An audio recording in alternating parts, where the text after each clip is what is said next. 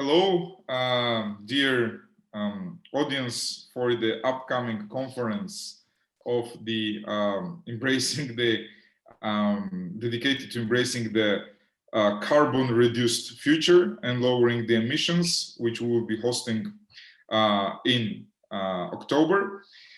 We have here Mats Hultman of Neste, the head of the OEM partnerships, R&D, products and applications. Today we will speak about, let's say, the very interesting topic about the alternative fuels. We will make several questions, we'll ask several questions to Mats regarding the availability of these fuels, regarding how these fuels are in comparison to other biofuels, and basically it will be kind of a prelim preview of the presentation that Mats will do on the conference day itself. So with no further ado, I'm glad to introduce you, Mats. Thank you for joining us as the podcast guest. Thank you for coming to the conference as the speaker. The stage is yours. Please do introduce yourself. Tell us a little bit more. What do you do in Neste, and what you will be talking about at the conference?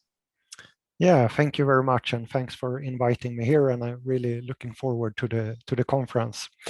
So I work at innovation and R&D at Neste, where I head our partnerships with the vehicle industry, and that working both with technical questions like fuel specifications and technical approvals and things like that, but also looking into legislation questions. And very short about Neste, if you haven't heard about Neste before, we're the world's largest producer of renewable fuel or renewable diesel made from waste and residue. And we're based in Finland, so we're a Finnish company, but we have also production in Rotterdam and in Singapore. And we source our feedstocks globally also. So quite a big company, around 4,000 employees, and really focusing on sustainable solutions. And we have been selected the fourth most sustainable company in the world, which we are very proud of. And we started out as a traditional oil company already in the 1940s, and then has transformed into focusing on these sustainable solutions. And we did that transformation quite early on. So we think we're in a good stage to handle the changes that are coming. So. Well, definitely, I most of the facts that you mentioned I didn't know, but the fourth most sustainable company in the world is definitely something to be very, very proud of in our age. Mats, let's talk a little bit about the, let's say, content of your presentation.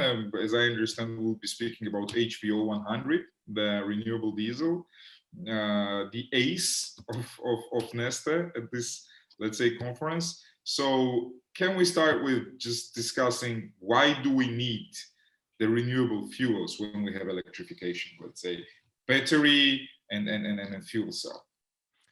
Yeah, I think that's a very good question, and we often get this, especially from politicians and decisions makers that think that everything will be electrified in the future and all the other solutions are just disturbing this. But when you start to look at how much fossil fuel is being used in the world today, it's like 4,500 million tons per year. It's a huge amount. And if we look at the current amount of electric drive lines out there in different type of sectors, has replaced only a small percentage of that. So we really need both of these solutions. We need to work with electrification. We actually need to do much more on that, but in parallel, we need also all these renewable fuels solutions also. Otherwise, we will not be able to replace the fossil fuel, basically.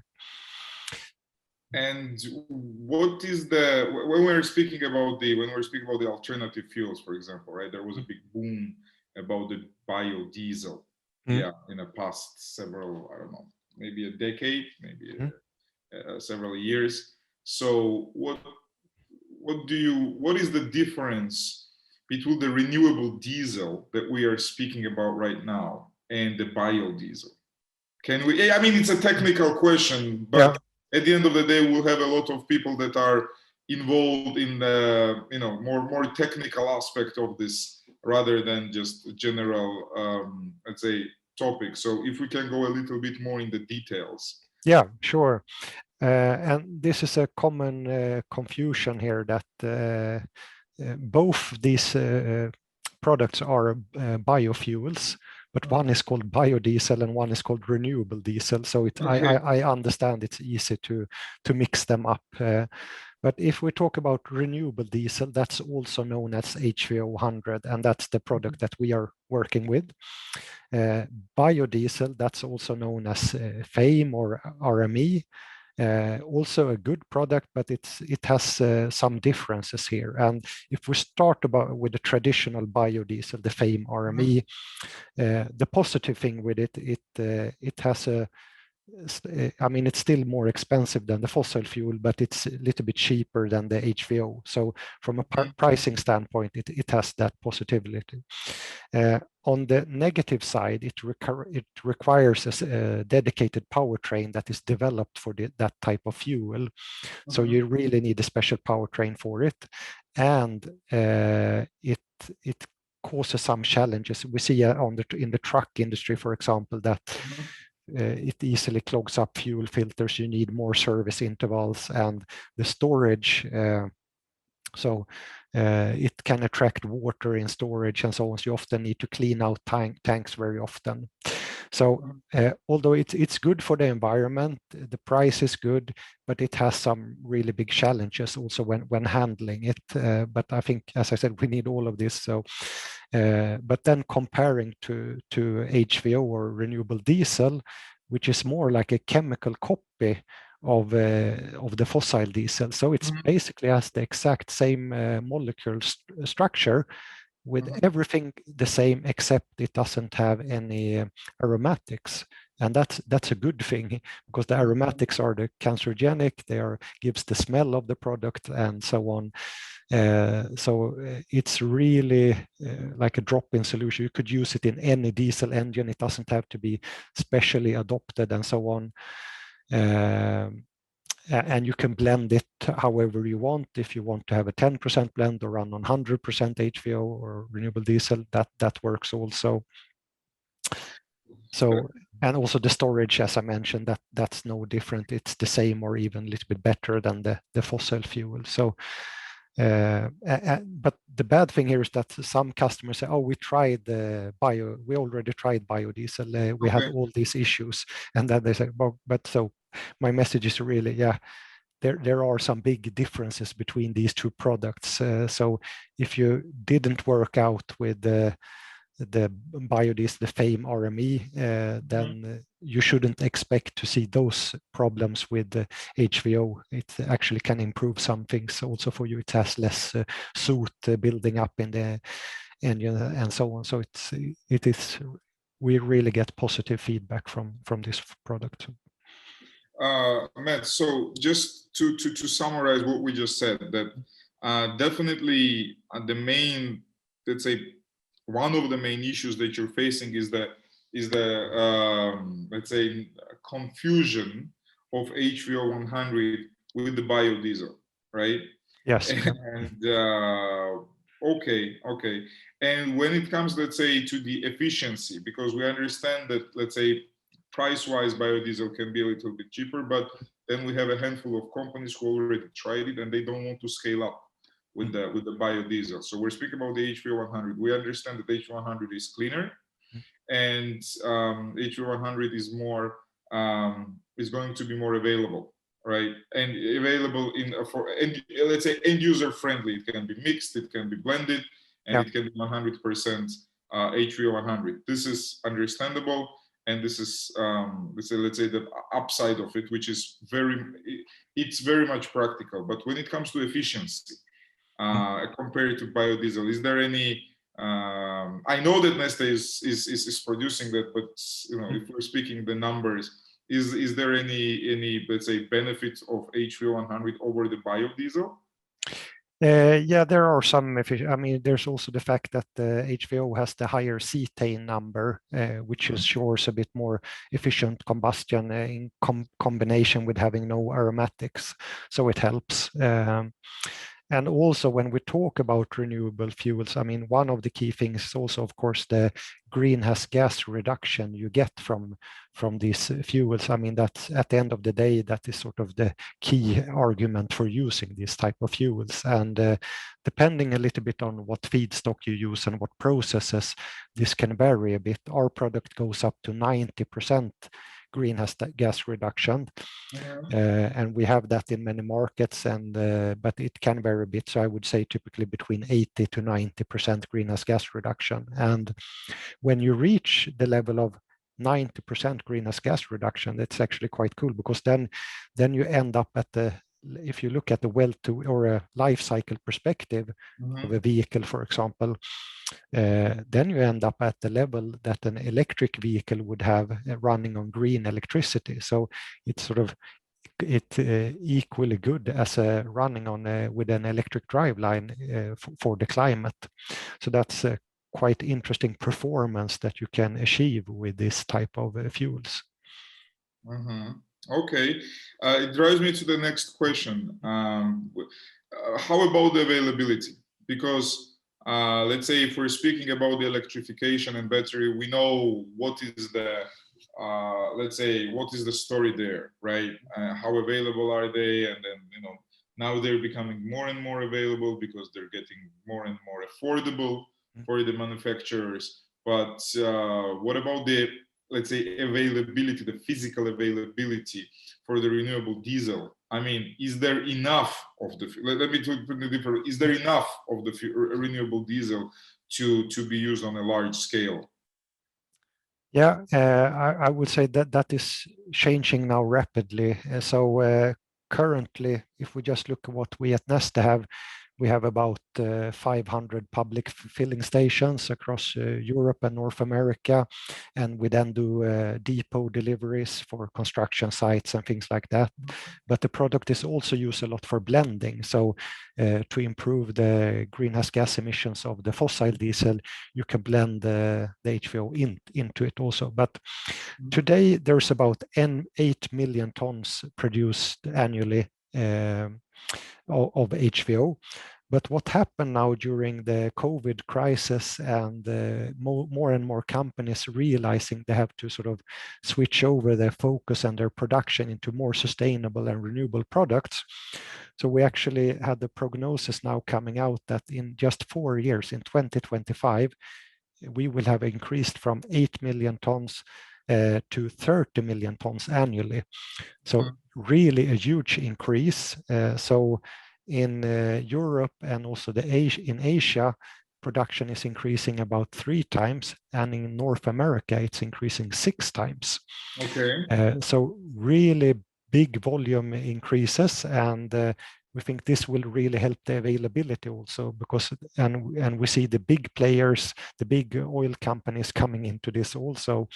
So even though we cover some part of the market, so we cover good in Northern Europe and in the US and so on. But I think to be able to cover it completely, it's really good that more companies come in also. And I mean, we're also now expanding into Asia ourselves also, but I think for the customers will benefit from this huge increasement in production. Matt, look, the more it scales up, the more players, the more stakeholders will get involved in, let's say, renewable diesel. The better for our planet, the better for us, for the users. I want to spin back a little bit to the company, to Neste itself, right? When we're speaking about creating the infrastructure and for the blending and creating, let's say, the infrastructure for the renewable diesel. Is there anything else? Is there any other fuels, any other sustainable fuels that you guys are developing right now? Yeah, so first of all, just you mentioned infrastructure. I just want to mention, I mean, one of the key things here is that all existing infrastructure can be used with this type of fuel. So you could use the same tanks, the same delivery trucks, the same filling station. So I think that is huge. So no investment are needed to use this type of product. But I mentioned now that volume is increasing up to 30 million tons by 2025. And we see that it's possible to increase it up to around 40 million tons with the current type of raw materials being used. But after that, we need new type of raw materials. So a lot of our R&D goes into finding new type of raw materials that enable us to scale it up even further. And one example of where we're doing our R&D is on lignocellulosic. So using waste and residue from the forest industry, like tree branches, barks, and so on, and also from the agriculture industry, using the waste from there, like straws and so on. That actually has a volume potential of up to 300 million tons. So it could be basically scaled up 10 times more by tapping into this new type of raw materials or feedstocks. But on top of that, we're also looking at the new type of fuels, like, and we have our research department working within Power to X, and within Power to X, we include both renewable hydrogen, so both the green hydrogen, so that's something we're working on. And we actually need also green hydrogen to become carbon neutral in our own production, because the refineries use a lot of hydrogen. So the plan is to both use green hydrogen in our production, but also then to become we're looking into if we should become a distributor of hydrogen also. And another part of this Power to X is the e-fuels. So that's also interesting for us to make liquid fuels out of this. So, but we see that coming, it's on its way. It's more and more technology is being developed, and we are following it, and we're part of developing projects and pilots and things like that. But we think it's about 8 to 10 years before it's sort of high volume scaled up there available. So we really need the solutions also that can take us up to there, and solutions that are here and now. So that's why we continue to develop these waste and residue based fuels also in parallel. You just answered my next question. Okay. with a time frame of 10 years, because I was thinking, like, what realistically do you think? Because first of all, before we go back there to the time frame, what's your point of view about banning the ICEs, the combustion engine? Yeah, there's really a lot of talk about banning the combustion engine, and it is a bit frustrating, I would say. And it started out on the passenger car side. Now we see some discussions on the truck side, and most probably will reach the other industries also. And the way I see it, it's basically a big misunderstanding, I would say, that banning the combustion engine doesn't help anything. It actually can make the situation worse, because then you're stopping the vessel that can use the future e-fuels and these renewable fuels. So I'm fully on board with banning fossil fuels. I have no problem with that. But to ban the combustion engine, then I think you're a bit off on where we should be going. And what we are really working on and promoting is this technology neutrality. We also see that politicians today have sort of, originally the target was to reduce greenhouse gas emissions, but now it's more, the target has become how many electric drivetrains or electric vehicles can we get out there. So I think a little bit the discussion lost track here. I mean, the target should still be to reduce emissions, reduce CO2 and greenhouse gas emissions, and electric vehicles will be a big part of doing that, and it will help a lot. But to replace all the fossil fuel, we really need all of this. So we're really lobbying and trying to educate here on why it's actually a bad idea to ban the combustion engine, and try to raise the awareness there. from what we heard so far, especially when we have the European Green Deal and the circular economy, and when we are able to use agro waste, as you mentioned, to scale up the use of renewable and sustainable fuels up to 300 million tons, which is 1,500 million tons shorter, but 10 times more than it is than 30 million tons, right? Which is a great, let's say, it's a great exit. One of the ways we can definitely reach the greener future. We can scale it up. With this being said, this all, if the internal combustion engines are banned, this all goes just away, right? Do I understand that correctly? Like this? Yeah. Then we're fully electric. Then we're fully battery oriented. Is that what you're saying, right? I mean, that's what I understood. Yeah, so all the new type of legislation that is coming out, and as I mentioned, typically we see first it happens on passenger cars, then it happens on trucks, and then we see it on the non-road machinery and so on. And we see it moving in this direction. But I think more and more, while we get into this new technologies like fuel cells and electrification, we will see, yes, it is really good, but it also has some limitations. It can't be used everywhere, and it actually comes with quite a high cost. So it might be many countries or industries that doesn't have the finance to build up huge charging infrastructure or hydrogen networks and things like that. So looking more on a global standpoint, I think we have to recognize that we need solutions that can fit for everybody. And as I said, even if we do all the electrification planned, or even if we double it, we still wouldn't have replaced all the fossil fuels.